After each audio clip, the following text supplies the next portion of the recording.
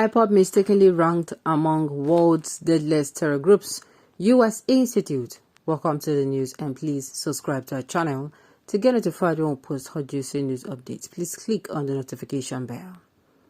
The Institute for Economics and Peace has said profiling the indigenous people of Biafra, Ipob, as the 10th deadliest terror group in the world in its global terrorism index was a mistake.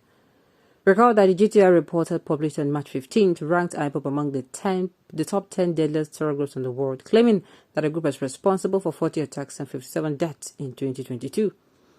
In a statement titled Statement Regarding Indigenous People of Biafra, Ipob, and the Global Terrorism Index, GTI, and posted on its website on Monday, the Institute retracted its earlier report, instead now referring to Ipob as a pro-Biafra secessionist movement and not a terrorist group. The Institute said the indigenous people of Biafra is a pro-Biafra secessionist movement based in southeast Nigeria that aims to establish an independent state of Biafra. Ipob was proscribed as a terrorist group by the Nigerian government in 2017. In recent years, Ipob has been linked to several attacks which will be attributed to its paramilitary wing, the Eastern Security Network, Ipob EUSN. The group has not claimed responsibility for any of these attacks. It is important, therefore, to differentiate between the peaceful activities of the group and its alleged involvement in violent activity. We have today updated the Global Terrorism Index GTI 2023 to reflect this necessary clarification. The U.S. Institute tried to clarify. Reacting to the development, Alawi Ejimako Counsel to Nnamdi Kanu, leader of the outlawed Ipob, stated that protests from Ipob and various Igbo groups forced the clarification for the Australian-based institute. A few days ago, several news outlets published a story to the effect that the indigenous people of Biafra has been ranked the deadliest terrorist group in the world by the Global Terrorism Index, GTI, of the Institute for Economic and Peace, IEP, based in Australia. The publication caused widespread stir and condemnation from many, including my humble self, whereby I made a viral tweet stating that the ranking was false. Others, including the indigenous people of Biafra, strongly condemned the legal ranking. Many other persons known to me, especially in America, including particularly the American military veterans of Igbo descent, AVID, which is based in America, collaborated with me in formally protesting the allegedly ranking to the GTI branch office in New York, USA. What we thought was simply a clarification of the effect. There was no there is no such ranking, or that the GTI report was misleading. Apparently, in response to this formal protestation and the quantum public condemnation, the GTI IEP earlier today considered and published a clarification that did not state, imply, or even suggest indirectly that it ranked Ipob as the 10th terrorist group in the world, Mr. Ejimako said. Okay.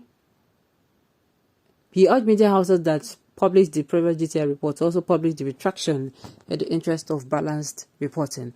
My dear, I saw that particular, I saw how they came out and they said that the deadliest, they are now among the deadliest. And I'm like, what thing happened? The Nigerian government don't be able to put them for this, because I understand this particular, what's it called?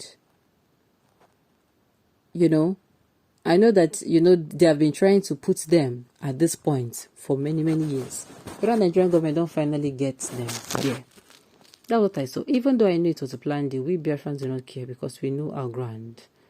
Okay? No need for long story. The Nigerian government has legitimately declared Ipob as a terrorist organization. The ranking of the Ipob terrorists by the U.S. agency will not change the negative perceptions or views about all those involved or linked to the Ipob terrorist organization. My own be saying make them no wrong, because I'm saying this because if they are ranked in the world, that is a problem with them. All those activities that they do freely in other countries, they're not going to feed do. Yes, they're not going to feed do. They don't feel come outside they do. I'm glad they effected the correction. Rubbish Institute igniting crisis ever in the world. Very soon you will fail in Ukraine with your sodomy intention. Haba. You are mistaken. You went out and published that the whole nation is among the list of terrorists. Your impunity, the Western world is going to implicate all of you. And those who reached out to them for this, because I don't want to believe this is just a mistake. I want to believe that these people were actually induced. Then lobby make them put the name there. That is what the federal government wants. That these people, they have already termed them terrorists. That so that the outside world will view these people as terrorists. And you know what it means. Game over. Game over, and all those people there go inside soup. Big soup like this. Ha. Not be small. While I'm selling. No need for long story. Nigerian government has legitimately declared Ipob as a terrorist. Okay, I've read this before. Now the thing is, even this particular Ipob that we are hearing every time, I am of the opinion that these people, make them allow them drink water, drop cup. Make them allow them drink water, drop cup, because this is becoming, it's becoming too much. If you ask me, what it Jusha? It is becoming too much. These people, what have you forgotten what these people are coming out to ask for or to state? These people, they come outside, they talk, say, what's it called? Then they demand for equity, fairness, and justice. That is it. From the beginning of the Beningin, this is what these people are asking for. And this is what they are even still asking for. They're asking for somebody who will come in. Boya, you are coming in as governor of their state. Boya, you are coming in as president of the country. Boya, you are coming in as the Senate. Boy, as in less allocations of what's it called, of funds, less allocation of resources, let everything be equal, so that nobody will come and be claiming, this one I get and pass this one you don't get this one pass me. They want as in so that development will touch everywhere. You get that is what is making it.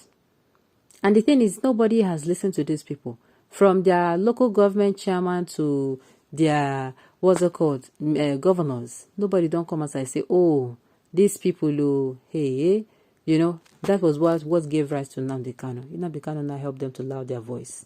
Nnamdi Kanu now helped them to loud their voice, and louding their voice. What happened? Before you know it, Kasala don burst. Kasala don burst. He started saying things. He started revealing a lot of things, and from revealing a lot of things, he started, a whole lot of. All right. Now, the thing is, let me tell you the truth. And the thing is, the day these people will settle, these people now called the indigenous people of Biafra, the day we then go settle with the government, that day we go see. That day, the day we go settle, it's not going to be funny. The day when Nigerian government and these people go settle, that day, they are going to now, maybe by then they will now understand that, see, everybody will be enemy. That's just it. That is just it. Now, the thing is, like I said, these people will not have been ranked just like that.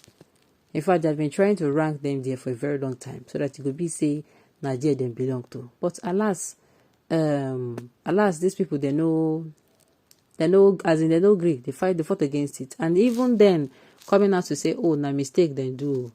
Believe you me, they fought them. It is not something that you just go and you do it back. They also force them out again. All right. On this note, we have come to the end of the news. We say thank you for tuning in to listen. Until I come your way next time, enjoy the rest of it.